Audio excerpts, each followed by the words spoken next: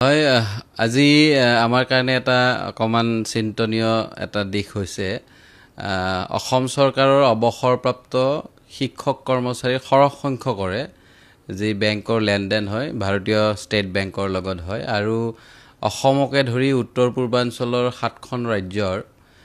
অৱসৰপ্ৰাপ্ত কৰ্মচাৰীসকলৰ যি পেঞ্চন এই পেঞ্চন যিসকলে মানে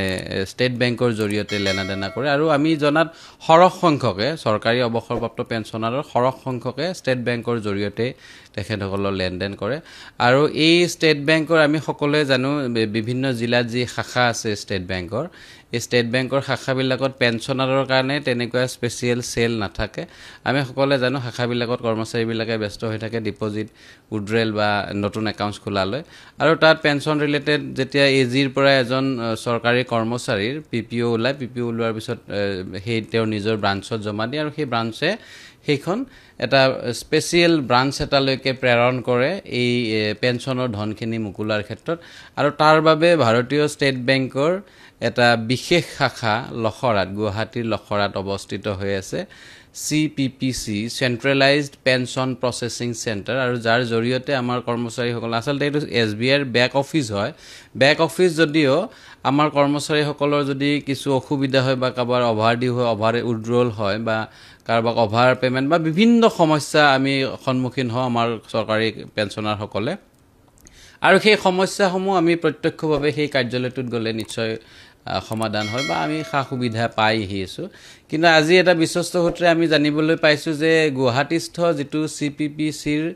SBIৰ চেণ্টাৰটো উঠাই নি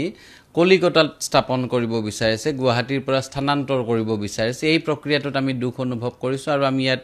প্ৰতিবাদ জনাইছো আমি ইতিমধ্যে অসম চৰকাৰ যেহেতুকে আমি সকলোৱে অসম চৰকাৰৰ কৰ্মচাৰী বা অসম চৰকাৰৰ পৰাই আমি পেঞ্চন লাভ কৰো আমাৰ পেঞ্চনাৰ সকলে গতিকে অসম চৰকাৰৰ মাননীয় মুখ্যমন্ত্ৰী মহোদয়ক আমি তৎকালীন হস্তক্ষেপ বিচাৰিছো বিষয়টোত আৰু মুখ্যমন্ত্ৰী মহোদয়লৈ আমি আবেদন জনাইছো আৰু অহা কাইলৈ সদৌ অসম কৰ্মচাৰী পৰিষদৰ তৰফৰ পৰা ভাৰতীয় ষ্টেট বেংকৰ যি স্থানীয় মুখ্য কাৰ্যালয় ইয়াত চিফ জেনেৰেল মেনেজাৰ তেখেতে কাৰ্যনিৰ্বাহ কৰে তেখেতক আমি সাক্ষাৎ কৰিম আৰু এই বিষয় সন্দৰ্ভত এই কাৰ্যালয়টো ইয়াৰ পৰা স্থানান্তৰিতকৰণ যি প্ৰক্ৰিয়া এই প্ৰক্ৰিয়াটো বন্ধ হ'ব লাগে যাতে আমাৰ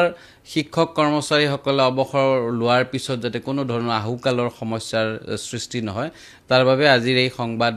মাধ্যমৰ জৰিয়তেও আমি অসম চৰকাৰক অনুৰোধ জনাইছো